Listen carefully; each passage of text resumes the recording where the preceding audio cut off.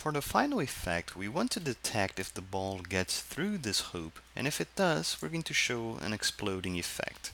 So we're going to open our target game object. We're going to click here, then inside the hoop, we open again, and we're going to right click, choose create empty, and name this hoop, or better than this, we can name this score area. Okay, so right now it's a bit rough. There are no components in this game object as it's empty, but we're going to click on add component and change this and search for box collider and hit enter to add it here. Let's change the Z position to, let me see if -1 is good, and a little bit more, -1.2, yes, good, -1.2 for Z, and we're going to change the size on Y to be very small, 0.1. So if you don't pay enough attention here, you might want to just press play here and try to shoot the basketball through the hoop, but it's going to bounce back, okay, because we've basically added a block, we've added a barrier here, and we're not going to be able to score. Okay, this happens because there are two different ways to make collision work in Unity. You have trigger collisions and you have normal physical collisions. Trigger collisions, they basically verify for overlaps. If one object is taking an area, a space, a volume of another object. And this is exactly what we want. We want this to be a trigger collider. Okay, now this score area is also going to need its own script. So we're going to create a new C# script. I'm going to name this score area.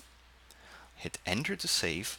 Let's make sure this score area is going to have the script, so I'm going to drag it from here and drop here, making sure score area is selected in the inspector. We open the score area, and now is the question, how do we identify if we are colliding with the ball?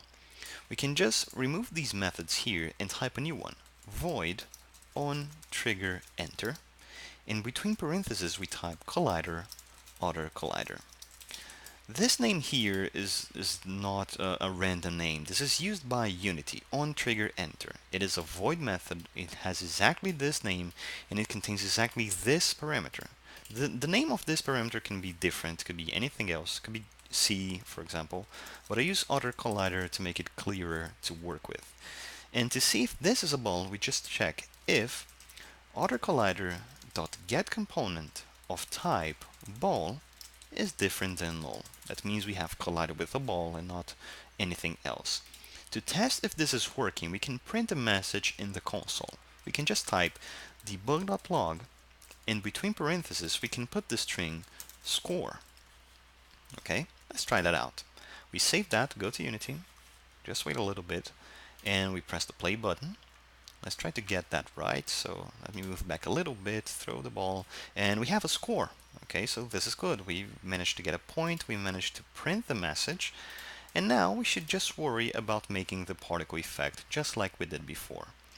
So in the score area, let's type here public game object effect object. Okay. We're going to re-add here the start method, so void start, open and close parentheses and curly braces. Here, effect object dot set active false. All right, so it starts as false, and when we collide with the ball, we type effect object dot set active true. Okay, so it's only going to be activated once the collision happens. Now we can move back to Unity and design the particle effect. So let's just come here in the score area. We right click, choose particle system like this, and by the way, let's select the score area and drag the particle system from here to here. Good. And now we can just change the design to whatever we want. We could still use the cone shape but change its rotation. Okay, so let's select the rotation on X in the transform and change it to -90 like this. Once this is done, let's change a few values here. So the start speed, I'm going to use 5, I think that's good. Lifetime could be shorter, like 1 for example, and the size could be smaller as well. Let's use 0.3. Okay.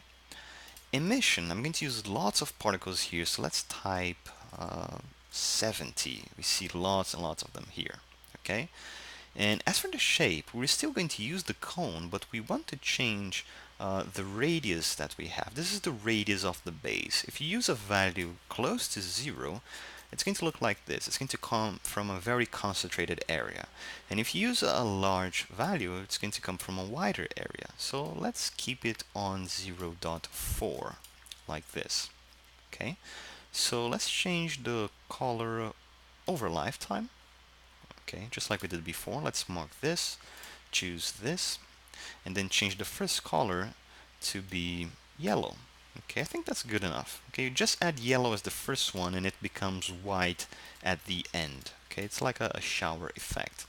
And the difference between this particle effect and the other one is, right now it's set to loop, but we can change that. We can remove this looping, okay, and change the duration to 1. So if you want to see the effect now, make sure you have it selected in the hierarchy, and here in the particle effect menu you can just press simulate. So it's going to be executed for 1 second and it's going to stop. It's the exact effect that we want. Okay? Now what we're going to do is we're going to save the scene, press the play button and try that. Okay, so there we go, we started. Let's throw the basketball, and once we get that, we see that score effect. Okay, so you see very simple things that we did, very little changes, and we can see that very interesting and beautiful effect work. Okay, that's something very basic. Notice that sometimes you might need to care about how the collision is working, because the ball might be high enough that if we basically walk with it like this, the effect is going to be triggered. So you might want to change a few things. For example, you might want to make the ball to be closer to the player, like 1.5 for example. Okay, if you look up, now this time it won't trigger the effect. And as a matter of fact, adjusting this is going to be a challenge that I'm going to give to you soon. Okay, important thing is we have two beautiful particle effects. We can throw the ball, we can score, and well, move on to try to hit a new target.